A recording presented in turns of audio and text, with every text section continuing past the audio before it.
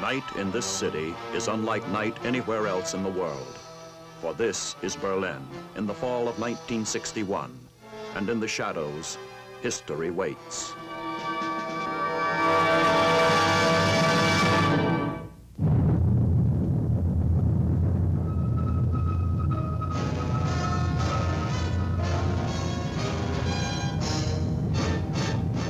The United States Army presents The Big Picture, an official report produced for the armed forces and the American people.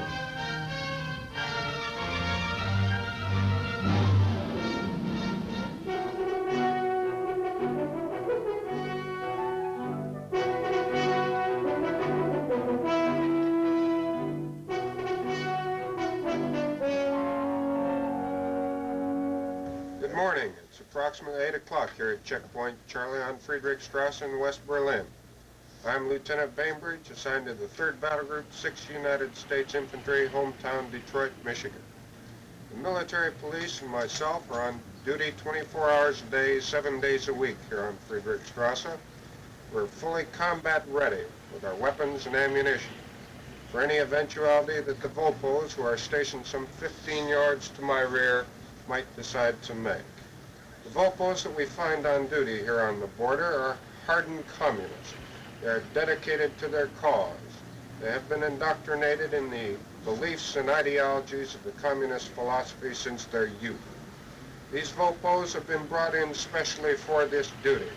They are the only trusted persons here on the border. It has been found that the Vopos previously had been undependable and had been defecting towards the west. The ones presently on duty are the chosen few. Lieutenant, what problems have our troops faced here? Vopos often have thrown rocks at us, gas grenades, and squirted us with fire hoses. Nothing that the American soldier has not been able to take care of. Lieutenant, how has the wall affected our own soldiers? Since the construction of the wall, we have found that the morale of the troops in Berlin has gone up 100%. The American soldier now knows that he has a mission, as a dedicated soldier when going about this mission. He works hard, he is dedicated. I would like to say to you in my hometown, in every hometown, that your American soldier is the best in the world.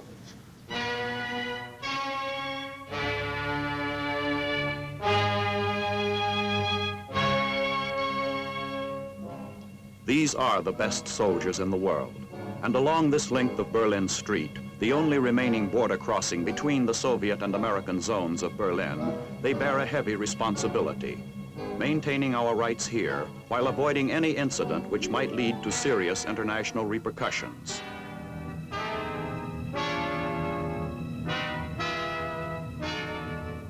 Across the border, Vopos, East German People's Police, armed and backed up by Soviet might, are determined to prevent any more East Berliners from crossing into the American zone of the city.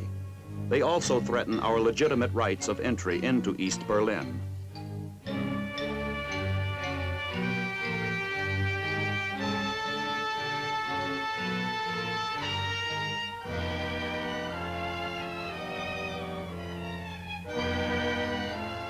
With equal determination, we continue to assert our right of free passage into and within the city.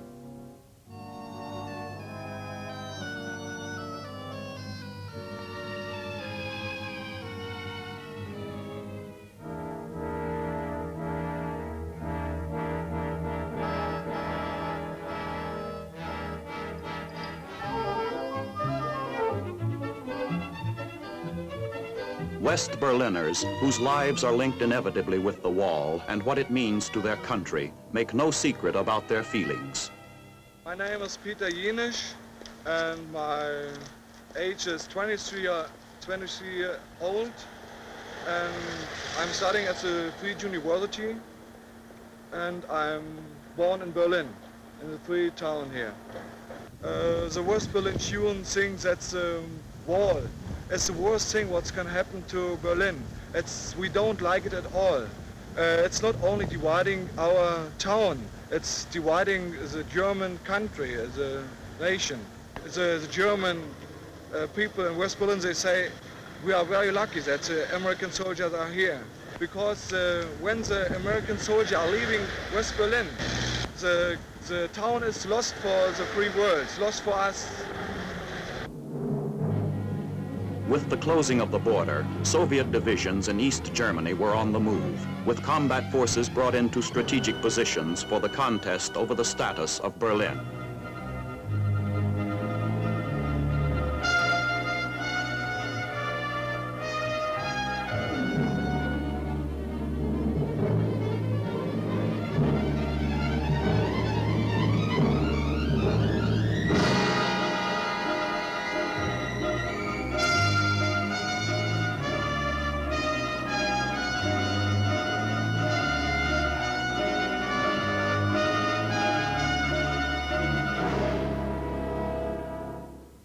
Mobilization efforts during the last months of 1961 brought the United States Army to a strength of over 1 million men, subsequently increasing our troop strength throughout Europe.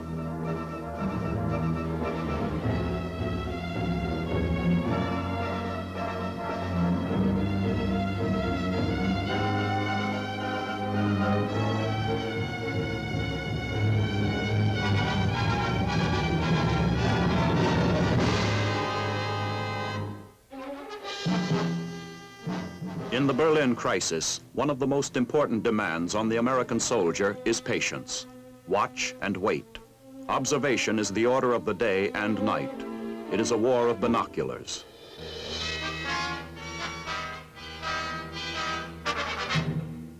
Seldom have our soldiers been under such careful and continuous scrutiny, not only by the East Germans, but by West Berliners intensely involved in the fate of their city.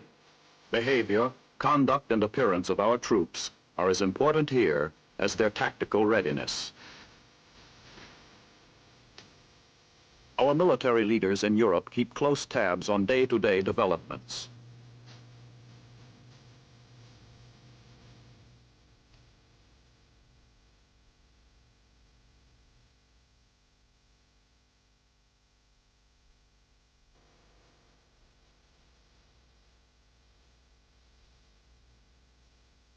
Welcoming and firmly supporting the Allied position in the crisis, Mayor Willy Brandt of West Berlin and West German Minister of Economics Ludwig Erhard keep abreast of the border tension. As a means of asserting Allied right of entry into East Berlin, U.S. Army buses wait near Checkpoint Charlie for a scheduled tour of the city on the other side of the wall. Frequently, East German border guards have delayed passage or attempted to halt it altogether. This time, the buses go through.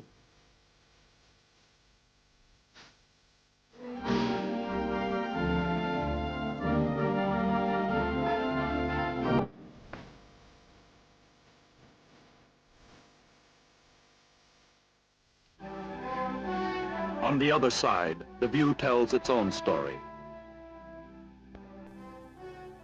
A city in which the prevailing mood is restriction and fear.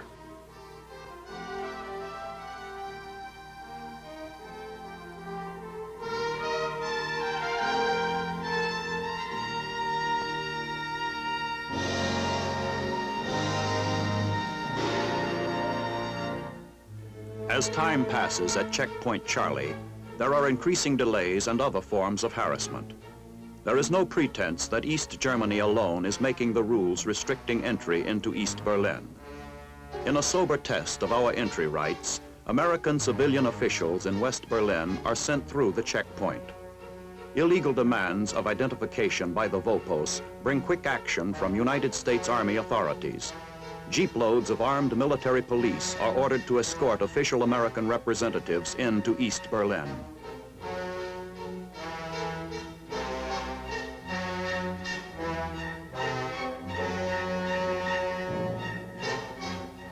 Our show of determination works. The East German guards do not try to prevent our entry. Increasing tension brings swift and dramatic measures. Soviet tanks move to the border. The United States Berlin Command responds quickly as our own tanks are dispatched to the area.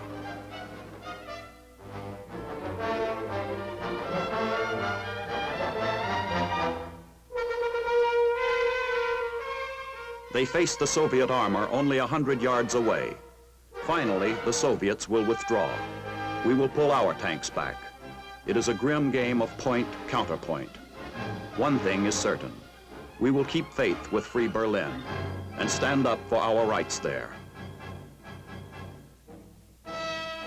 Aware of their special responsibilities on this trouble spot between the free and communist worlds, American soldiers of the Berlin garrison are combat ready and alert, but they continue to train intensively.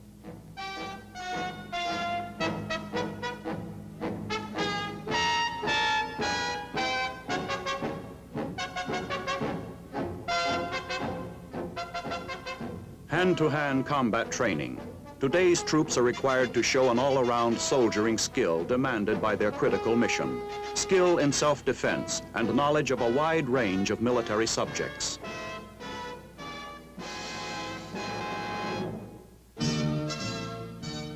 D Company of the 2nd Battle Group runs through the proper assembly and disassembly of the M14 rifle.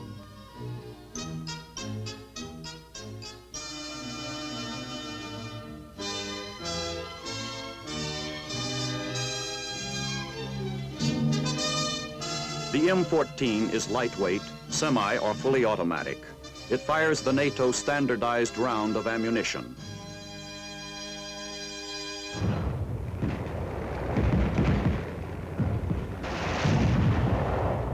Mock City Attack, one of the many continual training exercises in a type of fighting that might be anticipated in the event of outbreak of hostilities in the city.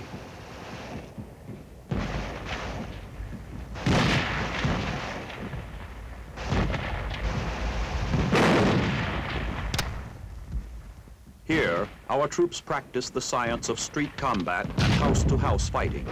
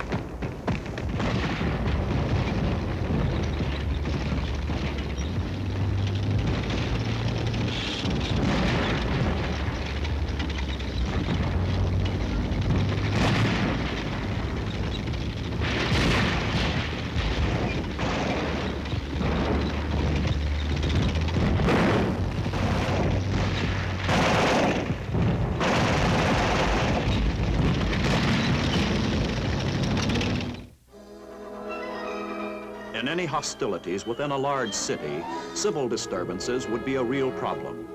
Our Berlin garrison is equipped to take rapid and decisive actions to control such a situation.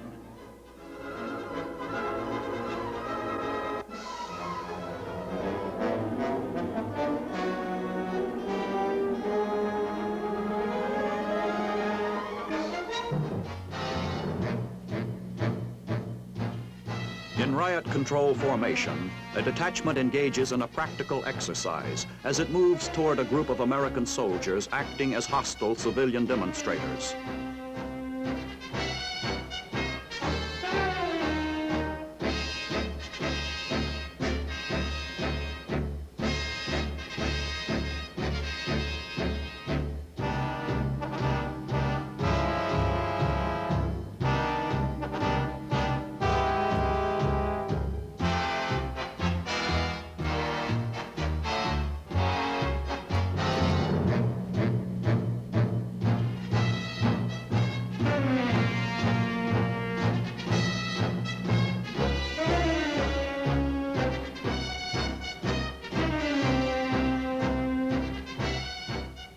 The troops are equipped with tear gas.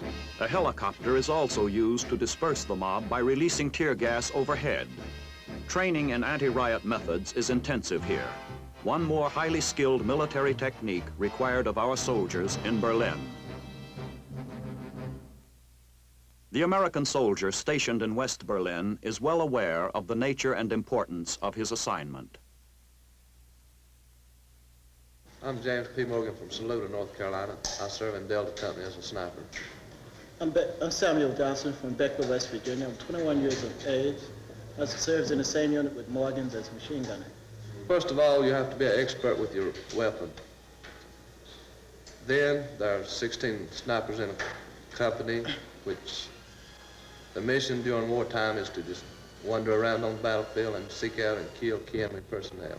Well, since they put the wall up between East and West Berlin, my job became more important to me, is keep me more alert on my toes in the unit as a whole. Well, truly, you couldn't say that it was crisis, although it is. We know that everything seems normal until we have alert or something. Everybody moves around a lot faster there. But we don't see very much here, which we expect something, but we're really ready for it in case there is. Toughness and pride in person and unit are characteristics of the United States soldiers who garrison Berlin. This precision bayonet drill by the 2nd Battle Group Honor Guard at McNair Barracks in West Berlin symbolizes the expert training given our soldiers who are demonstrating in this world focal point a military posture that will show the American fighting man at his best.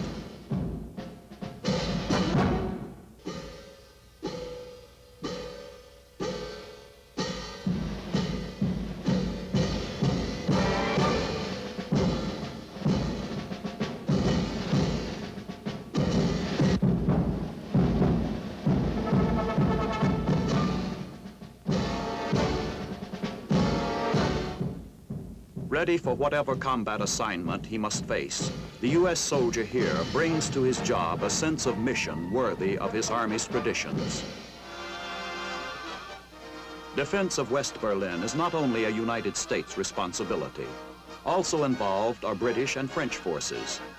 In a joint British-American field training exercise on the outskirts of Berlin at Lake Wannsee, bordering the East German zone, British troops conduct an amphibious assault using American armored personnel carriers.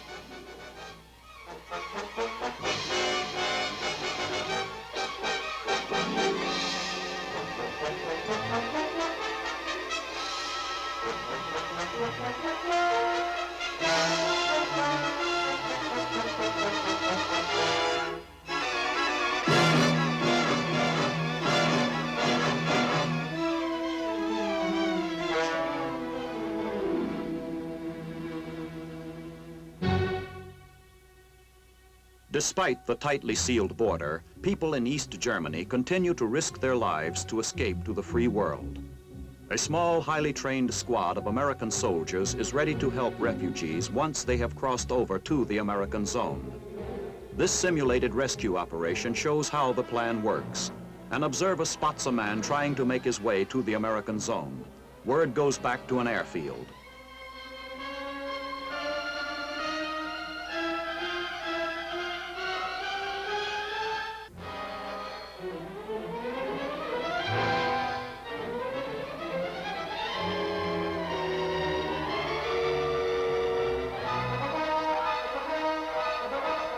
The squad is on its way.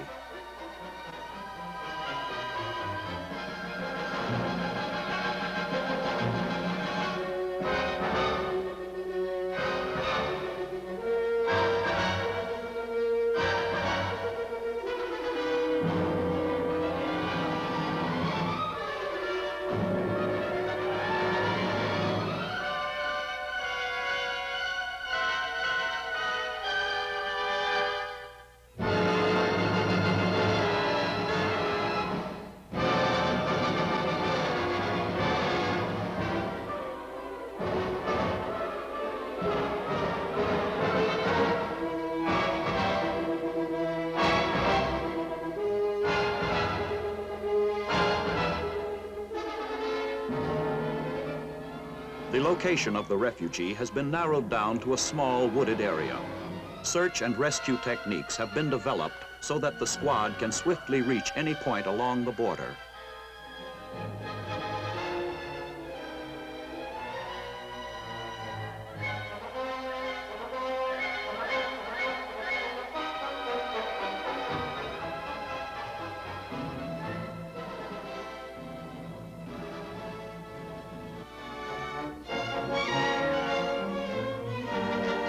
There is no violation of the border area by our soldiers. Only after the defector has crossed to our zone does our operation begin.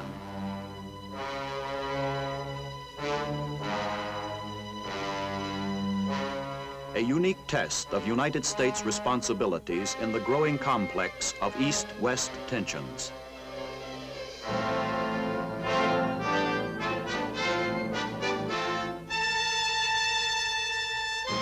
Determination on the part of the United States to stand by free Berlin is not new.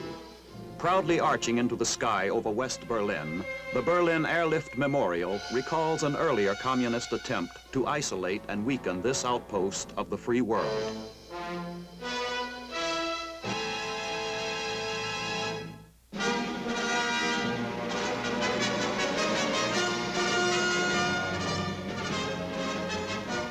The man who engineered the airlift that broke the communist blockade of 1948-49, General Lucius D. Clay, now retired, returns to West Berlin in late 1961 as the president's special ambassador in the Berlin crisis.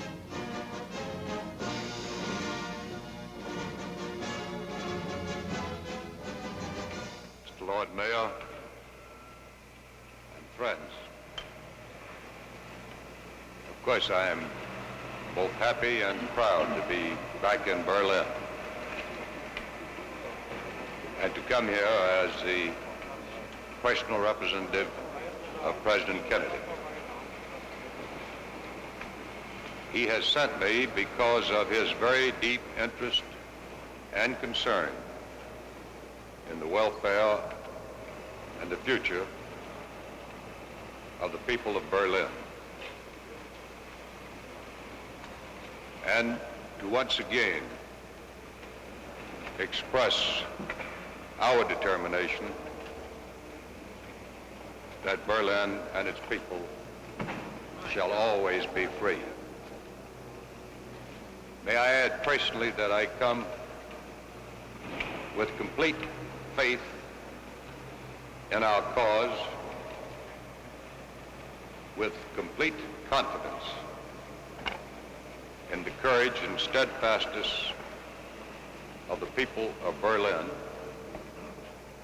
and with complete assurance that Berlin has an important place in the world of tomorrow, and that it will live to fulfill that place.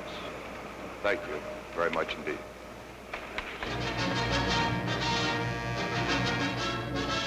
The largest parade in Berlin since 1946 commemorating the 174th anniversary of the signing of the United States Constitution.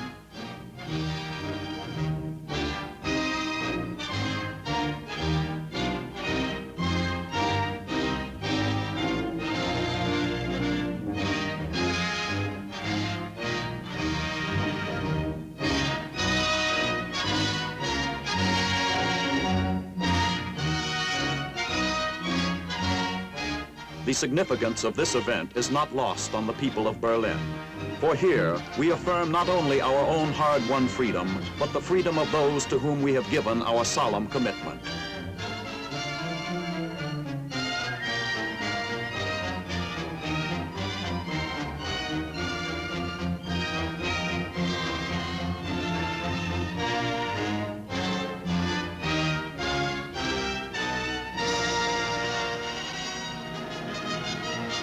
Berlin, 1962. A time as critical as those years before America was a free nation. As at Valley Forge, the weight of the burden of freedom's defense once again rests upon soldiers, upon their determination to carry out their responsibilities. On the front line of the free world, these soldiers of the United States Army are well prepared.